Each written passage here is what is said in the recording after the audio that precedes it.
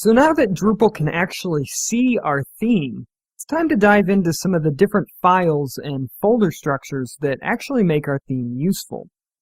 So in this video, we're going to actually talk about some of the additional files needed to make our theme actually useful. Now, this includes things like style sheets and JavaScript files. And then we're going to talk about how to organize all of these files into appropriate folders so that our theme is structured well. So now that we've created our info file and we have our theme turned on, there's several other files and folders that we need to create in order to make this theme really powerful. So let's take a look at what some of those are. And we'll start by working from the root directory outwards. The first file that we're going to create is a file called fluffiness.breakpoints.yaml. It's in this file that we're going to define all of the different responsive styles that we need for our website. So we'll declare our mobile style sheets in here and our tablet style sheets in here. We can also declare style sheets for screens larger than a standard computer size if we really wanted to. The next file that we're going to create in our root directory is called fluffiness.libraries.yaml. It's in this file that we're going to declare that global components object that we had declared in our info file, and this will point to all of our main style sheets and JavaScript files that we have on our website. The next file that we're going to create is a file called fluffiness.theme.yaml. And in this file, we're going to declare any PHP conditional logic and data preprocessing code. Now, optionally, we could create a config subfolder, which would contain an install and a schema subfolder. And we could put in there two files, fluffiness.settings.yaml and fluffiness.schema.yaml in their corresponding subfolders. And we can apply some install settings and some schema settings if we really wanted to. However, in our case, we're not actually going to do that. The next thing that we're going to do, though, is we're going to create a new subfolder called CSS. And within that subfolder, we're just going to simply create a style.css file. And obviously, this file is going to contain all of the core CSS that makes up this particular theme. We'll then create a JS folder here in the root of our directory. And within that folder, we're just going to create a new file called fluffiness.js.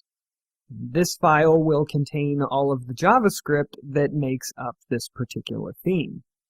After that, we're going to create a new folder called images.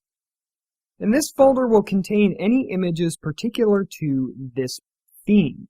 Now, these are not the images that get uploaded via the form in Drupal on a content type. However, they're images that make up the theme itself. So if we have a menu icon, or if we have different graphical design elements, we would put those items within this folder. Next up, we are going to create a new folder called templates. It's in this particular folder that the real power of Drupal custom theming comes out, because it's here where we override the default layout files that make up a Drupal page, a block, or a specific region. So, for example, we can override the way that a node renders by overriding node.twig. And in that case, we can customize the way that the page is laid out. We can even customize the way that a block renders if we really want to do that. And that's where all of those particular files are going to go. We can also place a logo.png file in the root of this directory, and that would serve as the default logo for this theme.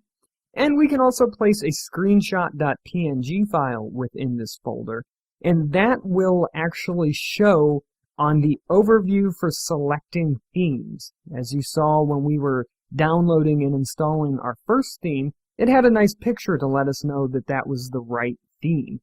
And when we turned ours on, it was just kind of an empty no image.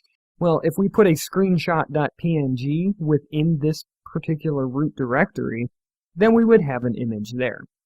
And that's really it. That is the core folder structure for developing a custom theme. Now, before we move on, let's just make sure that we have our style sheet and our JavaScript file ready to go for this particular theme. So what we're going to do is we're going to edit the fluffiness.libraries.yaml file. And in here, we're just going to paste in this particular code right here. Now, this is the global styling object that we referred to from our info file. And we can see that right here. We're going to give it a version number. In our case, it's just going to be version 1. And then we're going to declare a CSS section. Within that, we're going to declare a theme section. And we're going to point to CSS styles.css. And we need to separate that with a colon and an open and closing curly brace. And that is going to point us over here to our style sheet. Next up, we need to add a couple of more lines. We're going to add a JS section. We're going to say that we're going to point to js/fluffiness.js, a colon, and another open and closing curly brace. And that's going to point us over here to JS and to our JavaScript file. We now have our theme configured and set up in a way that it's going to recognize both the style sheet and the JavaScript file, and we can start doing some work on our website. What we're going to do is we're going to save this, and we're going to head back over to our website. And there's one really important thing we need to do since we've made all these changes, and that's head to Manage, Configuration, Development, Performance.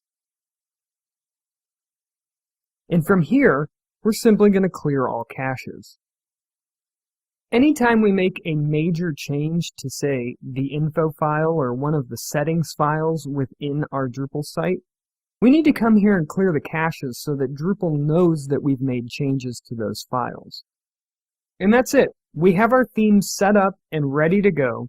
And in the next video, we're going to be overriding one or two of those templates so that we can see how we can really get into customizing our particular theme.